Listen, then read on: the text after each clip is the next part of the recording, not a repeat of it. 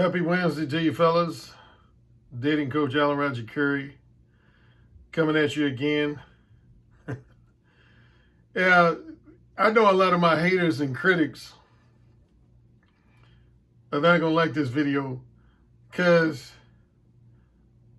the main gist of this video is I'm going to highlight some brothers that were singing the praises of one of my books.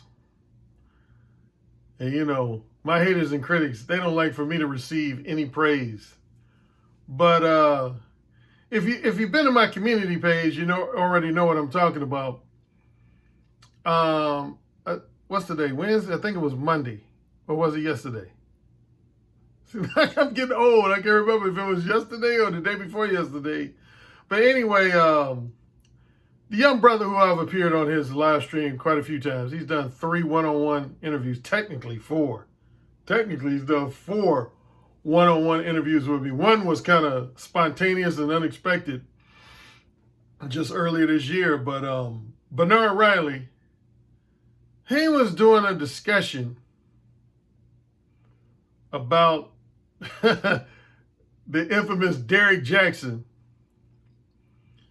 And anyway, I happened to tune in at some point, and he was on the subject, I think, of simping, guys simping, which is a term that has, been widely used in the manosphere in general, and I would say particularly in the black, and started among black guys. Now you got a lot of, it's interesting how things start off among black people and then transition into mainstream society, because now a lot of non-black people use the term simp. A lot of white guys use simp. A lot of Asian guys, Hispanic guys, Middle Eastern guys. Almost everybody in the world, particularly who's familiar with the manosphere, uses the term simp. The first time I heard that term, I didn't know that term until about, I think, either 2005 or 2006. I heard Tariq Nasheed use it. Yeah, Tariq Nasheed was the first person I heard use the word simp. That was the first time I heard the term simping. And since then, almost everybody uses it. On the negative end, I would say a lot of guys, particularly a lot of young black guys, some of them have distorted that term. If you remember, I think it was 2 or 3 years ago, yeah, it was 2 years ago, I did a video. It was actually a response to O'Shea Duke Jackson. O'Shea Duke Jackson did a video even saying that the term simp was arguably the most distorted and overused term in the black manosphere. And I actually did a response video where I agreed with him. I agree with O'Shea. Yeah, I've heard a lot of people use the term simp very, invalidly and inappropriately.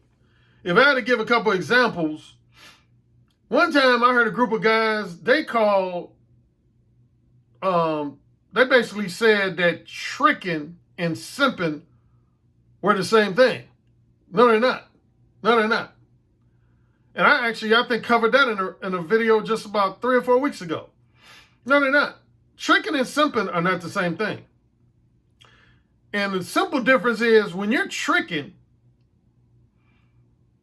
you're offering women either cash money, material gifts and possessions, or employment in direct exchange for guaranteed sexual companionship. Key word is guaranteed. Guaranteed sexual companionship. That's tricking. And I covered that in 2 or more videos just earlier this year. Now, that's tricking. That's what actually makes it illegal. As you know, tricking is illegal in most cities in the world. There's a few cities where it's legal, like Amsterdam, a few others. But in most cities, tricking is legal. And that's the main reason why it's illegal.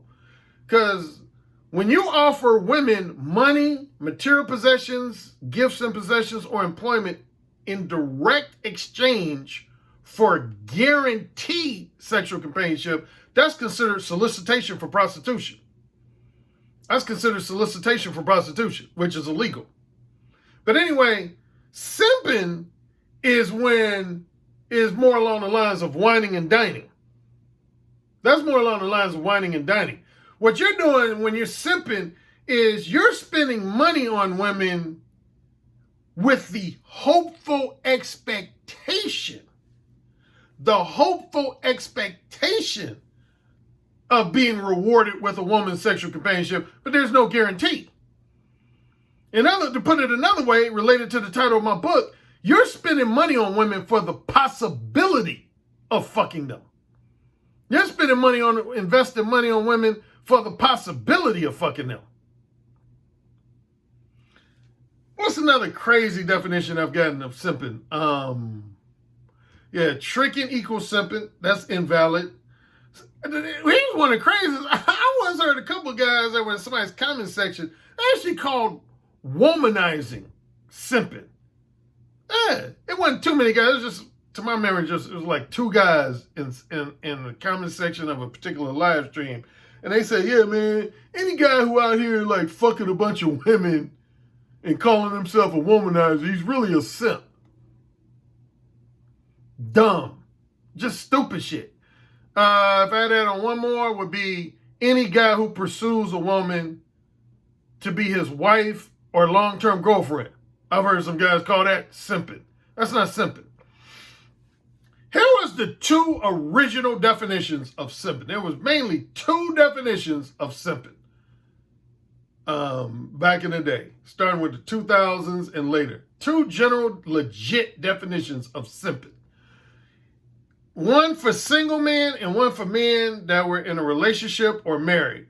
For single men, here's the general definition of simping.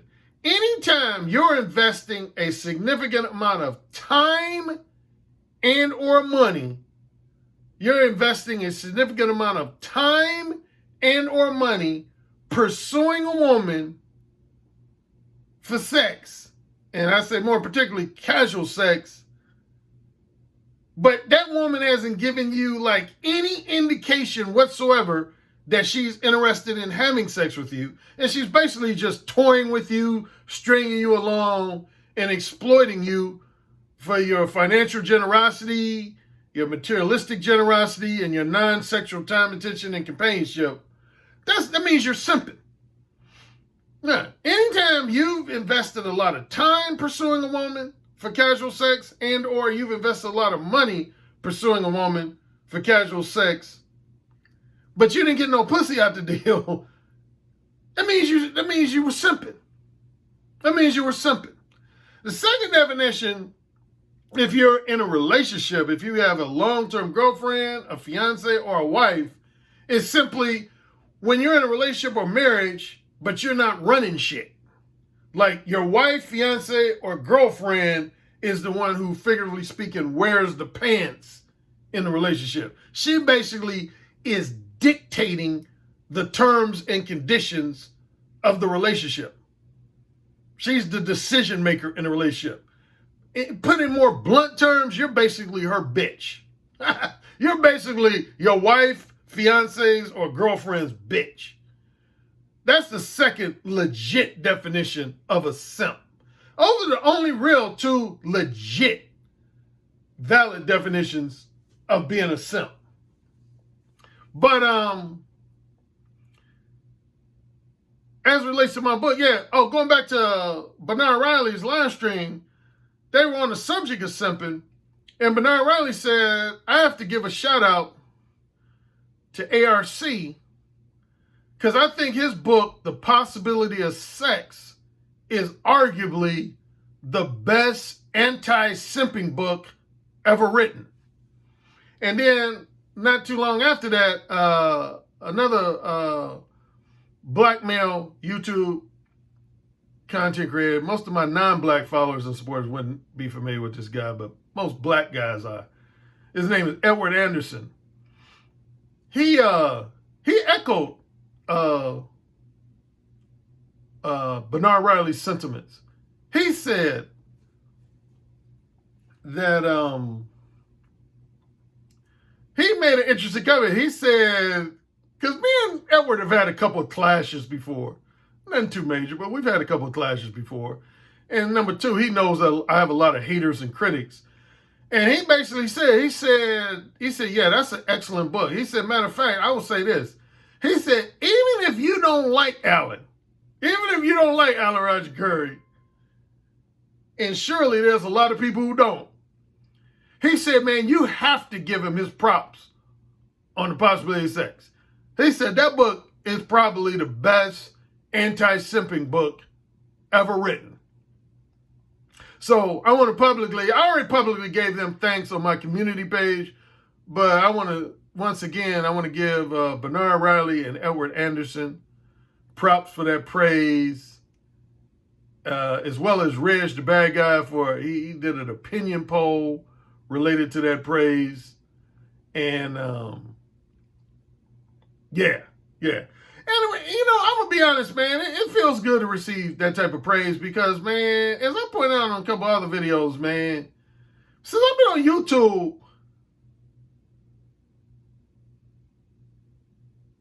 for every time another content creator praises one or more of my books, there's probably like 15 to 20 people that are usually criticizing or hating on one or more of my books.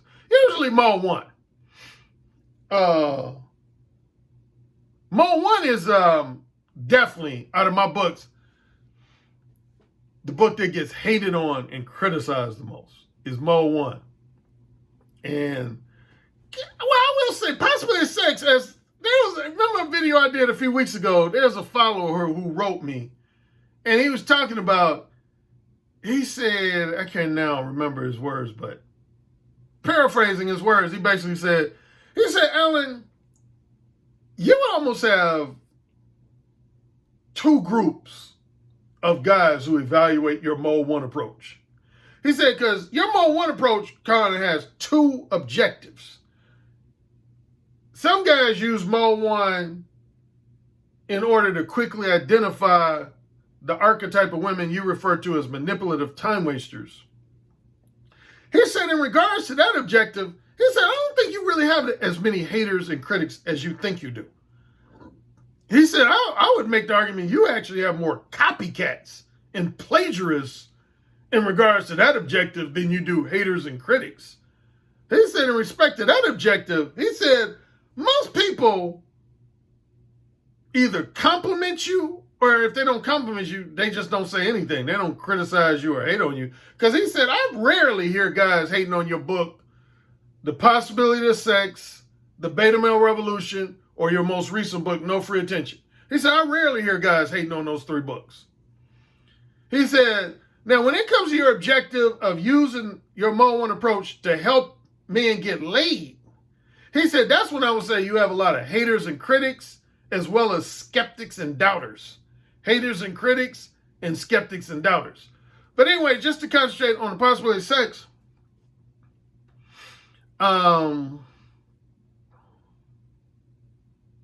yeah, they gave it nice praise, and I was really appreciative of that. And there's been a few guys over the past 4.5 years.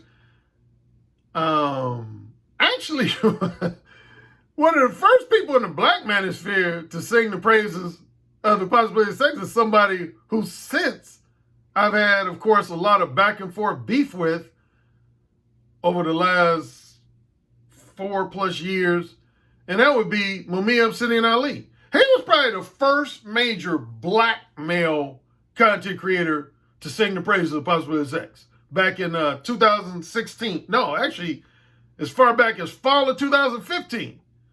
Yeah, back around November, December of 2015, man, Mumia Obsidian Ali, he fell in love with The Possibility of Sex. Yeah, he did. He really did. He fell in love with The Possibility of Sex, man. He loved that book so much, he actually offered once to do a book signing for it. He wanted to do a book signing event for that book in Philadelphia, but I didn't have it in paperback form. And for a book signing event, you need a book in paperback form. I only had it in ebook, in audiobook form. But yeah, when me, I'm sitting in LA, he was probably the first major black male content creator I can think of who really sung the praise. Matter of fact, he used to kind of lightheartedly get mad at me because he felt like I spent more time promoting Mo 1 and Who Said Again than I did The Possibility of Sex and the Beta Male Revolution. And he felt like it should be just the opposite. He basically would tell me, he told me at least a couple times, he was like, Alan, you need to spend more time promoting your books, The Possibility of Sex and the Beta Male Revolution, instead of Mo 1 and Who Said Again, because he wasn't really feeling them two books that much. I don't think he even ever once talked about Who Said Again. But yeah, I've had a few guys that have actually said that over the last 4.5 years or so. Yeah, there's been at least a handful of guys that have sometimes criticize me because they feel like, if nothing else, they feel like I don't put enough emphasis on The Possibility of Sex and the Beta Male Revolution compared to my emphasis on Mo 1 and Who Said Again. Here's a quick backstory of The Possibility of Sex. Here's where, if I say so myself, it does have a unique claim to fame to it. At the time I came out with The Possibility of Sex, I published that book in October of 2012. So almost 9 years ago. Yeah, that book is almost 9 years old. And its claim to fame at the time, it started with an article. As most people know, I used to write for a website called theexaminer.com. Theexaminer.com. And one time I wrote an article where I basically said, if you go on Amazon and look for dating advice and relationship advice books for women, I said, you'll find a number of books, literally dozens of books, that warn women what men not to connect with, what men not to connect with, what men to avoid. But I said, when you look on the male end, I said, I can't find hardly not even one book that warns men what women to avoid. Because at the time, this was around, spring or summer 2012, there was really no book I found that it was exclusively dedicated to telling men what women to avoid pursuing. Most of the books for men were either books on giving advice on how to find your future wife, how to find your next long-term girlfriend, or if it was written by like a pickup artist type guy, it was a book about how to score casual sex for women. But there wasn't really any book telling men these are the women that you should look out for. There might have been 2 or 3 books that were already published at that time that might have had a chapter, 1 or 2 chapters dedicated to, avoiding this woman, avoiding that woman. But as far as an entire book, I really couldn't find one. So I wrote an article basically saying that. And what happened was there was 2 guys that used to be active in the black manosphere. They might still be. I'm not sure. One guy, his real name is Alex. In the black manosphere, he's known as Don Calypso. And then another guy, his name is Alvin Hollinger III. Alvin Hollinger III. They read that article and they basically were like, well, Alan, you should write that book. The very book you saying that doesn't exist, you should write that book. So I did. And that's how The Possibility of Sex was born. Yeah, I would say it was arguably the first book that came out in the manosphere, both the worldwide manosphere as well as the black manosphere, that centered specifically on what women to avoid, what women not to pursue, either for a long-term relationship or for casual sex. And that, of course, for casual sex would be manipulative time wasters. In a nutshell, manipulative time wasters. And then within a week after it came out, it was ranked as high as number 7 in the category of sexuality. Yeah, it was ranked as high as number 7 in the category of sexuality for the Kindle ebook version.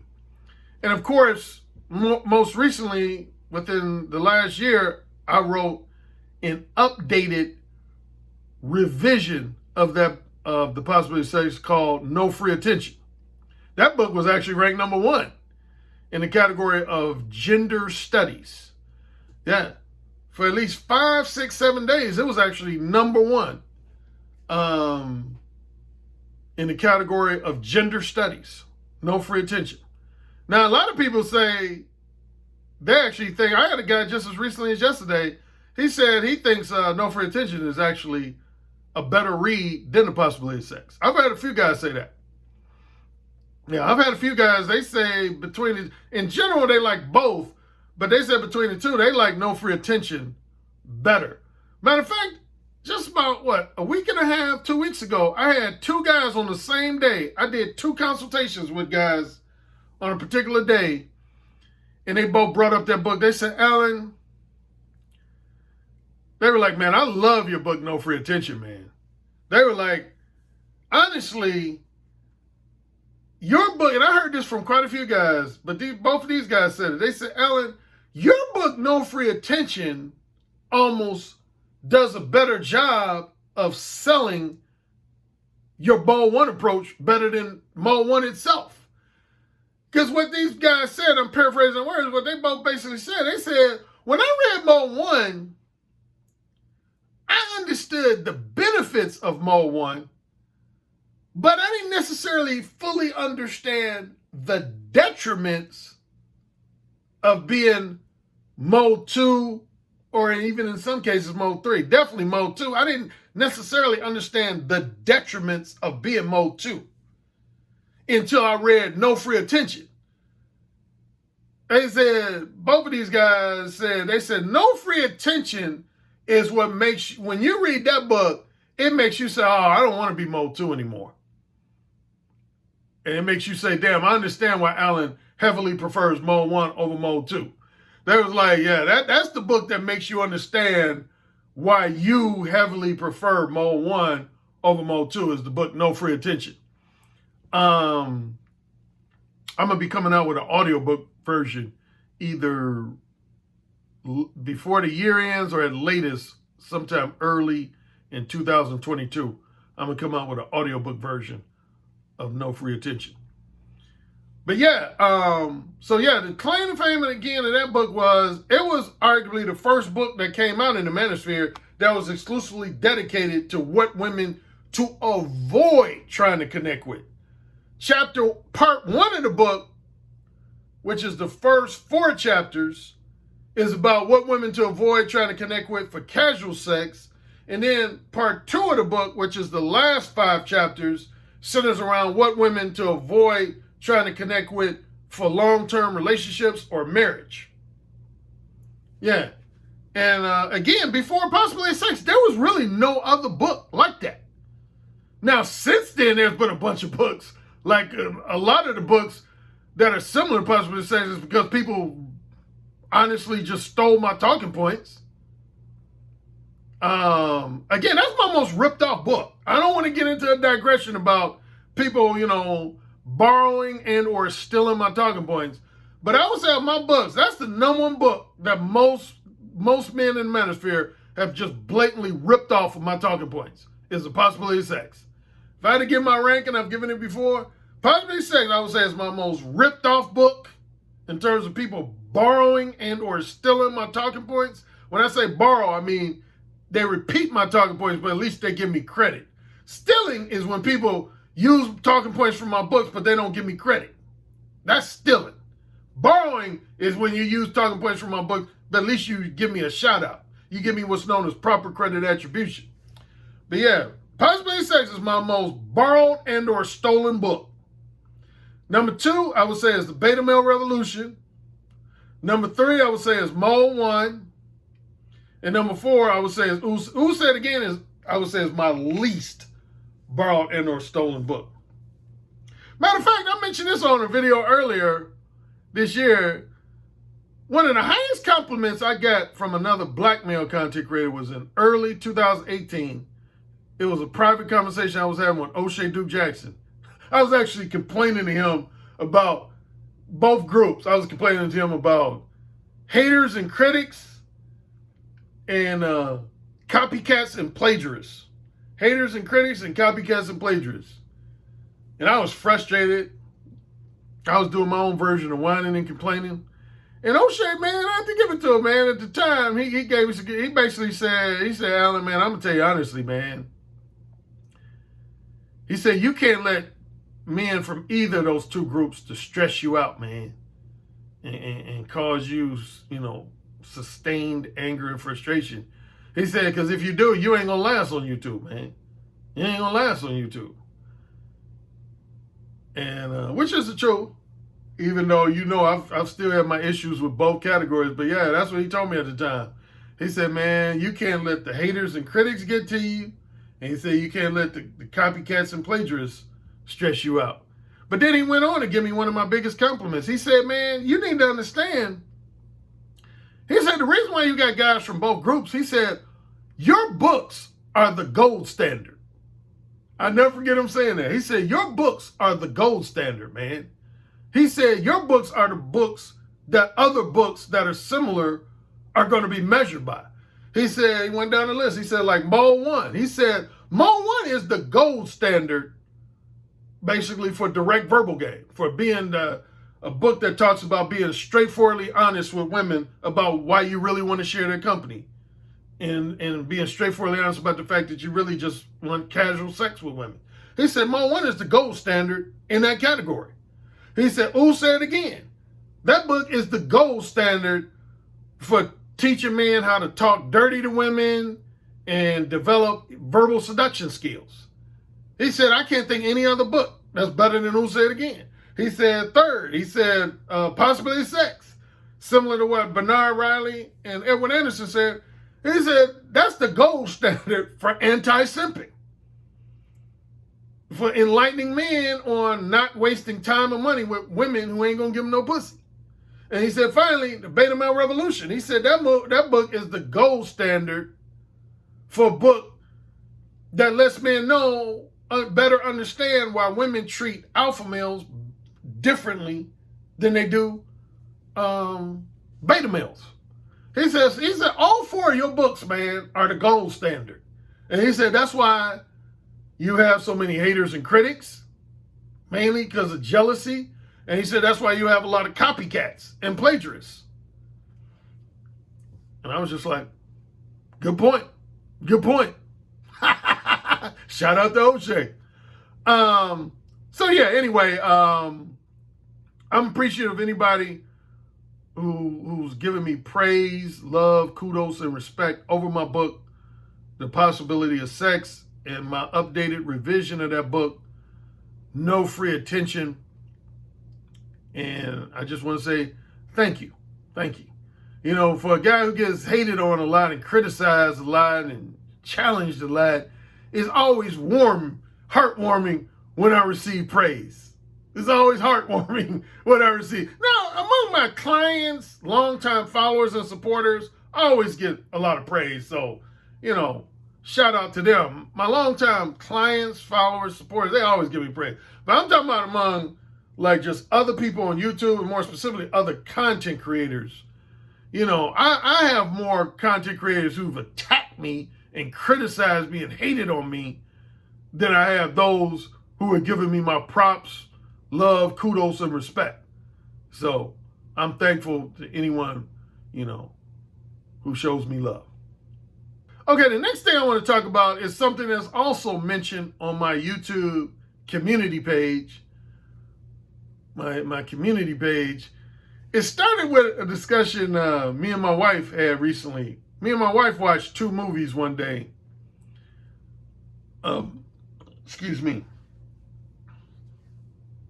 Oh, I know what it started. Somebody in my comment section I forget what made them bring this up, but they mentioned the movie. I don't know if you know. Excuse me, I feel like I've got a burp, but it's not burping. As most people who follow me for years know, probably my favorite activity in my spare time, my free time, is movies. Number one, I used to pursue a career in the movie industry. I pursued a career, actually, as a filmmaker and a screenwriter. That's why I was living in Los Angeles for 6.5 years. I'm a major movie buff. I love quality movies. I love watching movies, and particularly quality movies. Anyway, somebody brought up, it was in respect to one of my videos, I can't remember which one, but somebody said, Alan, I don't know if you remember Joseph Gordon-Levitt's character of Tom Hansen in the movie 500 Days of Summer, but he said that was a situation where the woman was more one with him, but he still allowed himself to catch feelings, which is true. I don't know if you've ever seen that movie, but spoiler, every movie I talk about, I'm probably going to give at least a couple of spoilers, so spoiler alert, spoiler alert, spoiler alert. But in 500 Days of Summer, the woman, whose name was Summer, it's not like she misled Joseph Gordon-Levitt's character, Tom Hansen, in that movie. She told him straight up that she did not want a long-term, emotionally profound, serious relationship with him, and that she didn't look at him as boyfriend or husband material. She told him that straight up. But as the movie unfolds, basically, they end up having sex, and after a few times having sex, he ends up catching feelings for her, and then, spoiler alert, she ends up breaking his heart in the end because she reiterates to him that she still doesn't want him to be her boyfriend or husband, and she ends up actually marrying another dude. She ends up marrying another dude that broke his heart. But yeah, man, as this commenter pointed out, he said, you really can't feel sorry for Tom Hansen's character because he didn't really get played by Summer. She didn't really play him or manipulate him or dog him out because she was more one with him. She told him from the get-go that she didn't look at him as boyfriend or husband material, but, you know, he took a risk and kept messing around with her anyway. So then that led to me and my wife having a discussion about sympathetic male characters in movies. Sympathetic male characters in movies. And we watched 500 Days of Summer again. It was both of us, our second time watching that movie. Then we watched Blue Valentine. That's a hard movie to watch, man. That was actually my third time seeing it. It was my wife's first time seeing it. And then we watched a movie called Honey Trap, which I got to give a shout out to Ron Wills. Most movies I just come across by myself. But if there's one movie that I found out about specifically from Ron Wills, was the movie Honey Trap. Because he was talking about it on one of his podcasts back in late 2017, early 2018. Either December of 2017 or January 2018. He did a podcast talking about Honey Trap. And that movie, the saddest thing about that movie is it's based on a true story. It's based on real life events, man. Yeah, so we watched, that was my second time watching it and my wife's first time watching it. And anyway, so I want to spend the remainder of the video just highlighting a list I put together. I'm sure other people's lists might be different, but I'm going to tell you, I got to get it together. Yeah, that's why you see me looking away from the camera. Oh, wait, I got to put on my reading glasses. I got a list of 10 guys, my top 10, Alan Roger Currie's top 10 most sympathetic male characters in a movie feature film. Top 10 most sympathetic characters in a movie / feature film. First, I'm going to start off with the characters that earned an honorable mention. And I'll start here. honorable mention goes to Edward Summer, the character of Edward Summer, played by actor Richard Gere in the movie Unfaithful. Yeah, you got to watch that movie. That movie's intense. Yeah, Richard Gere's character of Edward Summer in Unfaithful. He earns an honorable mention spot. Another honorable mention spot would be Joaquin Phoenix. I think I pronounced his first name. I always mess up his first name. Joaquin Phoenix. He's actually on this list again later on. Joaquin Phoenix, his character of Leonard in a movie called Two Lovers. Two Lovers with Gwyneth Paltrow. Another is Lorenz Tate. Lorenz Tate's character of Drew in The Inkwell. Lorenz Tate's character of Drew in The Inkwell. And another character would be the actor, I forget his name. Rockman Dunbar, I think his name is. Rockman Dunbar, character of Chris in The Family That Prays. The Family That Prays. He would be an honorable mention. Oh, one more honorable mention would be David Alan Grier's character of Gerard in Boomerang. David Alan Grier's character of Gerard in Boomerang. So those would be my honorable mention selections. My honorable mention selections. And now on to my top 10 lists. My top 10 list of sympathetic male characters in movies and feature films. At the number 10 spot would be the character of Bryce, played by actor Lance Gross in Temptations, Confessions of a Marriage Counselor. Temptations, Confessions of a Marriage Counselor. Yeah, man, if you watch that movie, oh my goodness. Man, Bryce was just a good dude, man. He was a good dude, man. And his wife just like cheated on him with this goo, this womanizing millionaire. Yeah, man. He got dogged out. Now, he does get some, spoiler alert. At the end of the movie, he rebounds from getting dogged out. He ends up getting remarried to a quality woman. But, he's a sympathetic character, though. Yeah, so he earns my number 10 spot. Number 9 is a movie I just watched a couple days ago on the recommendation of one of my followers and supporters. I just watched this movie for the first time like 2 days ago. The movie is called Three Colors White. Three Colors White.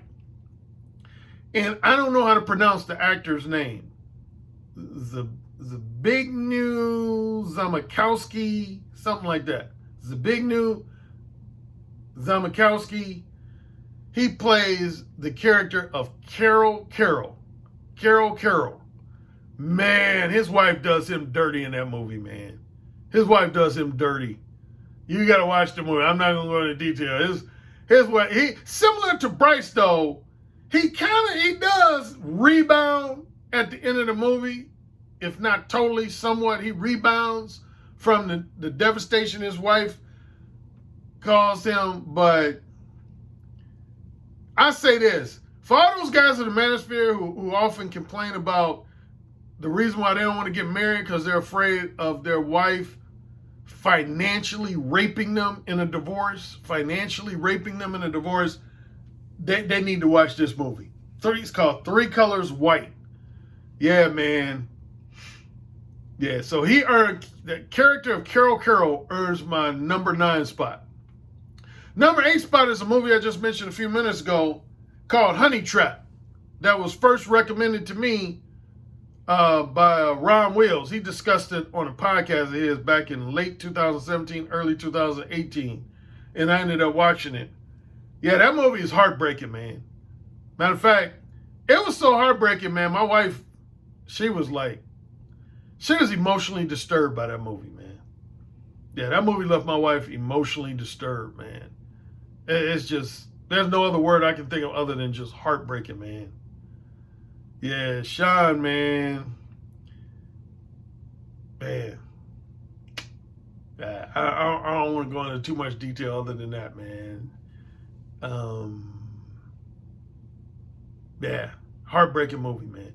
He would be my 8th most sympathetic male character in a movie.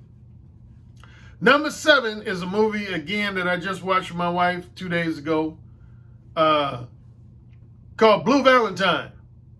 Blue Valentine, man. I remember when this movie came out, a lot of bloggers in the manosphere wrote about this movie, calling it the movie that represents being in, as they called it, beta male hell. Beta male hell. Now, it's interesting. Ryan Gosling, he normally plays, a guy who's like a ladies' man type, a guy that women go crazy for. But in this movie, man, he plays the character of Dean. And honestly, he's pretty much like a beta male loser type guy. I'm going to give a couple of spoilers. Here's the situation, man. He meets this woman played by the actress Michelle Williams, who used to be married to Heath Ledger. And she is messing around with this like bad boy college classmate of hers. And he ends up getting her pregnant. And at first she wants to have an abortion, but then at the beginning of the abortion procedures, she tells the doctor she can't go through with it. And so she decides to keep the baby. And around the same time, she had met Dean, played by Ryan Gosling. And long story short, Dean ended up telling her, hey, I love you so much that I'm willing to help you raise this baby, even though it's not mine. And the guy whose baby it was finds out about Dean and comes and whoops his ass. How's that for insult to injury? Imagine if you hooked up with a woman and you're good-hearted enough to say to that woman, I know the baby you're about to give birth to is not mine, it's by another guy, but I'm going to marry you anyway. And then a week or two later, the guy who is actually the baby daddy comes and beats you up. That's what happens in Blue Valentine, man. It's another movie that in its own way is heartbreaking, man. It's a heartbreaking movie, man. And yeah, man, you just can tell through the course of the movie that his wife is just really not genuinely in love with him. She I don't think she ever was, really. He was just a rebound guy for her. And yeah, man, it's heartbreaking to watch, but to me, it's a must-see movie for a lot of men. So that's what earns my number 7 spot. Number 6 spot is an oldie but goodie called Body Heat. Body Heat. I think it came out in 1980.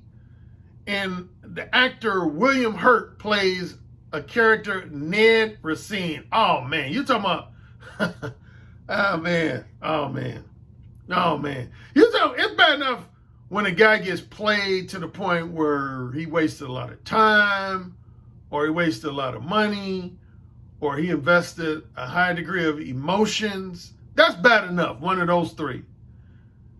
But it's even worse, spoiler alert, when you end up in prison because you get played by a bitch. Yes. William Hurt's character, Never Seen, man. I'm gonna give some spoilers. So basically what happens, man, he ends up meeting this woman played by the actress Kathleen Turner. And she first hires him to be her attorney. And she wants to divorce her husband, but she wants a way to get his shit. Basically, she wants to financially rape her husband. She don't want to just divorce him, but she wants to divorce him and take at least half his shit. And she solicits the assistance of Ned, played by William Hurt, to help her do that. And skipping through miscellaneous story details, what happens is Kathleen Turner's character ends up talking him into murdering her husband. They come up with this plan. She comes up with this plan to murder her husband, but make it look like an accident. And Ned reluctantly agrees, but when it's all said and done, he actually gets charged for the murder of her husband, and he ends up going to prison, and she ends up going scot-free with at least half of her husband's, financial assets and materialistic assets, man. Man. You talk about a movie that at the end of the movie will make you, if you're already on the borderline of being a misogynist, that movie is going to push you over the edge. You're going to be like, damn, I hate all women. They're all bitches. Once you see Buddy, you're going to be like, oh, all these women are just bitches. Materialistic, self-serving bitches. At the number 5 spot, I actually have a tie with two characters. And they both have to do with computer technology. One is Joaquin Phoenix's character of Theodore in the movie Her. Now, it's one thing to have a real-life human being woman manipulate you and break your heart. In this movie, Theodore falls in love with a computer voice, an operating system, with the voice of the actress Scarlett Johansson. And yeah, I know it sounds crazy, but he ends up falling in love with her. And then she basically breaks up with him at the end for another computer, another operating system. Yeah, it's kind of fucked up, man. I mean, you're talking about a movie that represents a lonely incel type, man. Yeah, man. And then similarly, there's a movie called Ex Machina, where almost the same thing happens to the actor I don't know how to pronounce it, Domhnall Gleeson. He plays the character of Caleb. Yeah, and he falls in love with like a robotic woman, artificial intelligence. She's not like a real woman. She's basically a female robot. But he starts falling in love with her, and she plays him at the end and breaks his heart after he helps her escape. She just plays him, man. Just so that you can't even trust robots these days. Number 4 is I consider this movie, one of my claims to fame in the manosphere is highlighting the issue of women's sexual duplicity. And I would argue that there might not be any movie that's better in terms of showing the sexually duplicitous nature of women than a movie that was made for TV. It wasn't at the movie theaters. It was more of a made-for-TV movie called Red Shoe Diaries, which was written by one of my favorite screenwriters of all time named Zalman King. Matter of fact, there's a few of my followers that know I'm a big fan of his. Zalman King. Zalman King was considered Hollywood's best screenwriter for erotic suspense thrillers. Zalman King. But yeah, he wrote this movie called Red Shoe Diaries, man. And David Duchovny of X-Files fame plays the character of Jake Winters. And he's like engaged to this beautiful, sexy woman. And they're all in love and stuff. But then she meets this rough around the edges, bad boy type dude who's a shoe salesman. And he ends up seducing her. And into having into cheating on Jake behind his back. And it's like, it comes down to, spoiler alert, basically the situation a lot of sexually duplicitous women find themselves in. In terms of non-sexual companionship and emotional attachment, that's where she's in love with Jake, David Duchovny's character. But in terms of just pure, raw lust, pure, raw, animalistic lust, she's enamored by the bad boy. I can't remember his name. Let me look it up real quick. I don't remember the actor's name who played the bad boy. Let me see. No, I can't find it. Anyway, yeah, man, in its own way, it's kind of heartbreaking. Man. But yeah, that's, to me, again, that's one of the best movies I've ever seen under the category of a movie that displays the sexually duplicitous nature of women. Third on my list of sympathetic male characters in a movie would be the character of Gary. Gary in the last... oh, man, you talking about a movie that's just heartbreaking. Oh, my goodness. Now, there's a lot of movies that women would categorize as heartbreaking. But when it comes to movies that I would say are heartbreaking from the male perspective, man, some people would maybe rank this movie number one.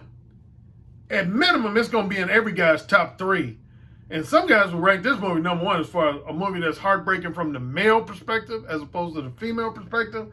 Yeah, the actor Lawrence Monason, I think is how you pronounce his last name, Monason. He plays his character Gary. It's almost similar, somewhat, to what I described about Blue Valentine. Remember Blue Valentine? Ryan Gosling's character marries a woman who's pregnant with another man's baby. Well, what happens with Gary, he got a crush on this chick, and then one of his best friends ends up basically stealing the chick from him and fucking her, and then he gets her pregnant, and then Gary ends up helping her. He gives her the money to get an abortion. Spoiler alert, I'm giving all kinds of spoilers. I'm sorry. Spoiler alert. Most guys have seen this movie though, but for those who haven't, I'm giving all kinds of spoiler alerts.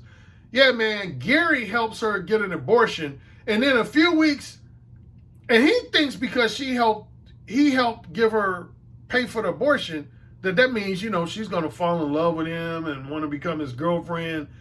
She ends up going right back to the guy who got her pregnant in the first place. At the very end of the movie, she ends up going right back into the arms of the guy who got her pregnant in the first place, man. It's one of the most heartbreaking endings of a movie I've ever seen. Seriously, from the male perspective. One of the most heartbreaking endings to a movie I've ever seen in my life, of any movie I've ever seen. Yep. So the character of Gary would be number 3. Number 2 would be Forrest Gump. Forrest Gump. Of course, played by actor Tom Hanks. He won an Oscar Academy Award for this role. And yeah, I mean, this movie is really not a relationship movie like some of the other movies I mentioned. The movie doesn't exclusively focus on, a romantic relationship. That's more of like a subplot in the movie. But yeah, a lot of guys wrote on my community page that they consider him one of the most sympathetic male characters ever, because he was in love with a woman that, for lack of a better term, that was just basically a highly promiscuous slut who ends up catching HIV or hepatitis, one of those two, and she ends up dying. But she does give him a baby. She gives birth to a son for him, which you could say is the good thing. But yeah, man, it's one of them stories where, yeah, he was, there's no other way to put it. He was in love with a woman that was basically a slut. And you know how I feel about that term. I'm not really a judgmental type guy. But yeah, for all practical purposes, she was basically a highly promiscuous slut. But he loved her to death, man. Forrest Gump loved her to death. So I would rank that number 2 as sympathetic. Actually, in retrospect, I'll go ahead and keep it there. But technically, I think Forrest Gump and Gary should be switched. I think the character Gary from The Last American Virgin should be number 2. And Forrest Gump should be number 3. But for now, we'll go ahead and leave Forrest Gump at number 2. Number 1 as voted on by the guys in my poll on my community page, would be the character of Nick Dunn, played by Ben Affleck in the movie Gone Girl. Gone Girl was, for me, one of the most eyebrow-raising movies I've ever seen at the movie theater in my life. I've said multiple times, man, I believe if Gone Girl had been written by a man, it would have never gotten the green light to be made into a movie. I had never seen a movie that shows a woman being a combination of just scandalous, treacherous, and highly manipulative as Rosamund Pike's character in Gone Girl. I mean, she was just a straight up scandalous, treacherous, manipulative bitch. And normally Hollywood doesn't allow movies to be made with a woman with a character like that. But Gone Girl was written by a woman. Both the book and the screenplay was written by a woman. I think that's the only reason why that movie was allowed. You know, a lot of women walked out the theater of that movie. I remember when I went to see it, the first time I went to see it, I would say there was about 10 women in the middle of the movie literally walked out. They walked out the movie theater, man. They didn't like seeing a woman being portrayed that scandalous, treacherous, and manipulative. Some of my own friends, like some women I went to high school and college with, said they walked out of the movie because they didn't like that movie. Yeah, a lot of women didn't like Gone Girl, man. But man, dude,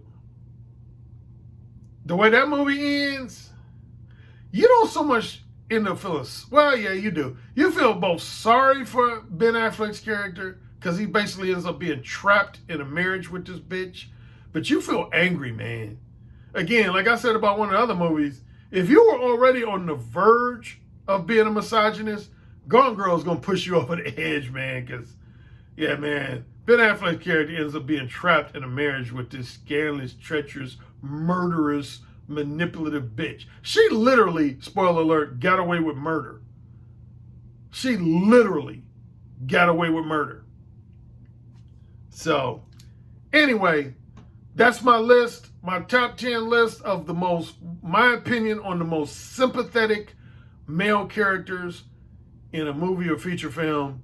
And with that, enjoy the rest of your week. Take care.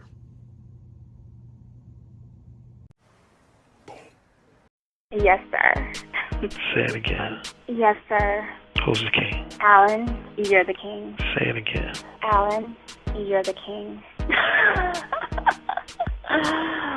You're dominating me. Say it again. Alan, you're dominating me right now. Mode 1. Mode 1. Daddy, can I go, please? You're the king. Say it again. Oh, you're the fucking king. Yes. Yes. Yes. You're the king, Alan. AKA the king of verbal seduction. You know, it's the tone of your voice, how seductive your intonations are, the vibrations that you could just reach out over the phone lines and stroke a woman's breast just by the sound of your voice, how you could make her pussy so wet just by the sound of your voice. That's actually very hot. So you said my show was what? I said your show is powerful. Oh, say it again. Your show is powerful. I bet the king would fuck me really good. Who's the king? Alan Roger Currie. Oh, yeah.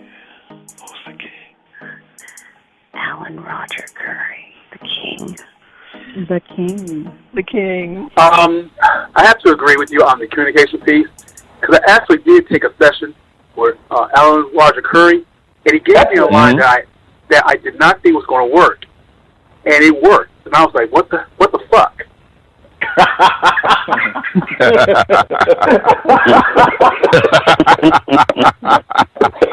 Oh my God, man, he's the master. He's the master of the verbal seduction. He got that communication piece down pat. It really worked. Yeah. It just simply worked, and I just didn't think it was going to work at all. Some guys have natural handles. Some guys have a better natural shot, but you can always improve your shot. And sex is damn sure something you can fucking learn. Look, dude, you want to learn how to talk better? I'm hiring Alan Roger Currie to get my dirty talk game on. because it's always been something I want to get better at. Verbal seduction, man. I'm like, clearly, this guy is the Michael Jordan of seduction. Like, come on now.